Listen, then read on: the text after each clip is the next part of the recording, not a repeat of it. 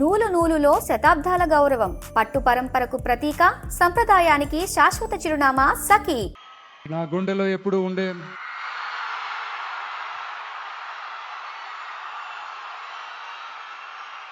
కరూర్ సొంత మనుషులందరికీ నా హృదయపూర్వక నమస్కారాలు.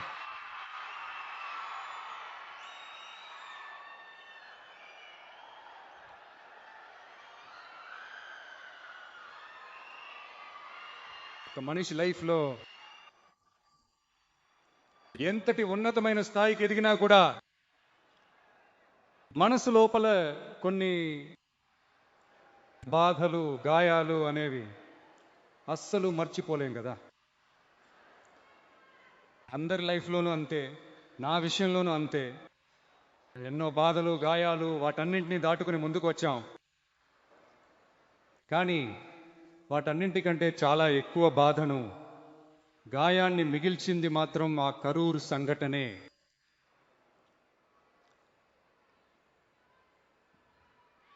ప్రజల్ని కలవడానికి వెళ్ళినప్పుడు మనం ప్రజల్ని కలవాలి, వాళ్ళ సమస్యల గురించి మనం మాట్లాడాలి.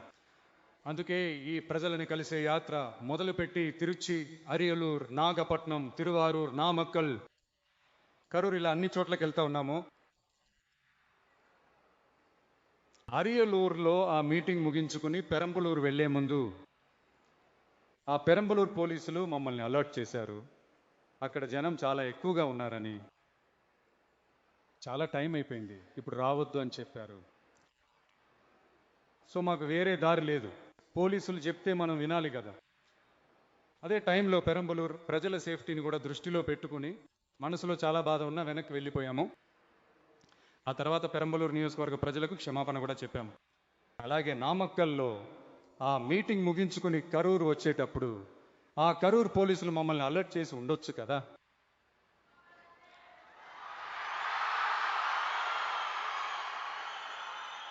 లేదు సార్, ఇక్కడ ఊహించిన దానికంటే జనం చాలా ఎక్కువగా ఉన్నారు, కంట్రోల్ చేయడం కష్టమవుతోంది, మీరు రావద్దు.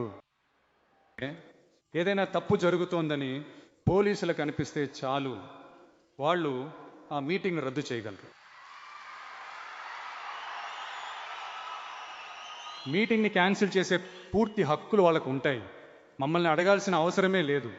కానీ అవేమీ చేయకుండా హైవే నుండి ఆ స్పాట్ వరకు పోలీసులే మమ్మల్ని లోపలికి తీసుకొచ్చిన ఆ డ్రామా ఉంది చూడండి.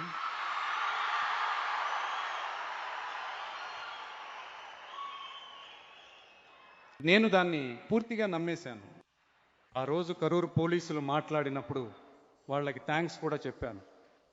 ఇలాంటి డ్రామా జరుగుతుందని నాకు తెలియదు. వీటన్నింటికి అసలు ఎవరు కారణం? ఇదంతా ఎవరు చెప్పి చేయించారు? ఇలా చేయండి, అలా చేయండి అని. ఒకవేళ అలా జరిగితే ఇలా చేయండి, ఇలా జరిగితే ఇలాంటి ఇన్స్ట్రక్షన్స్ ఇచ్చి ప్రెజర్ పెడుతున్నది ఎవరు?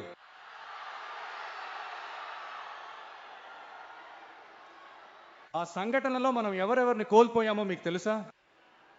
టీవీలో నా ఫోటో కానీ పాట కానీ వస్తే అమ్మ విజయ్ మామ అని పిలిచేవాళ్ళు.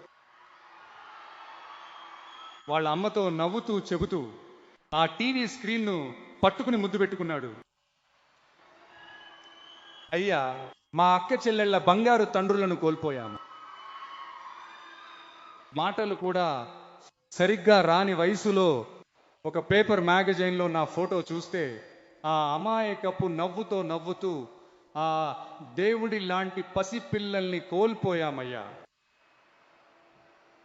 నా అక్క, చెల్లెలు, అన్న, తమ్ముడు ఇలా నా కుటుంబ సభ్యుల్ని కోల్పోయి ఆ బాధలో ఉన్న నన్ను మీరు హేళనగా మాట్లాడుతున్నారా? నా మీద నిందలు వేస్తున్నారా? ఇలాంటి ఒక సంఘటన జరిగిపోయింది. ఇదంతా ఎందుకు జరిగిందో అని బాధపడుతూ ఇంట్లో కూర్చుంటే పారిపోయి దాక్కున్నాడు అని అంటారా? నోరు ఉంది కదా అని ఏది పడితే అది మాట్లాడతారా?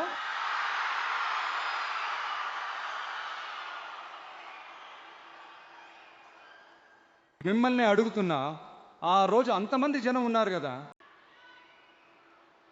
అదేవిధంగా ఈ L&T సంస్థతో 18,600 కోట్లతో 3 ప్రాజెక్టుల కోసం ఆ ఒప్పందం పైన సంతకం చేశాము.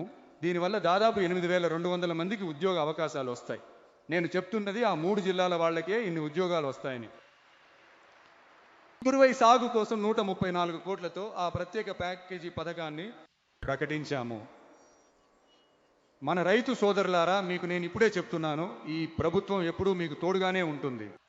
మహిళల రక్షణ కోసం సింగపెన్ స్పెషల్ ఫోర్స్ గురించి మీకు ముందే బాగా తెలుసు. రాబోయే అరిజ్ఞర్ అన్నగారి పుట్టినరోజున మీ అన్న ప్రభుత్వంలో మేనమామ బంగారు ఉంగరం పథకం ప్రకటిస్తాము. ఇవన్నీ అడిగారు కదా, హామీలు ఇచ్చారు, ఏమైంది అని. ఈ దుష్ట శక్తుల్లాగా వీళ్ళు నిజమైన మేనమామలు కాదు, నిజమైన మేనమామ. అవును, మీరు చెప్పినట్లు ఇది నిజ సమయంలో జరుగుతున్నది.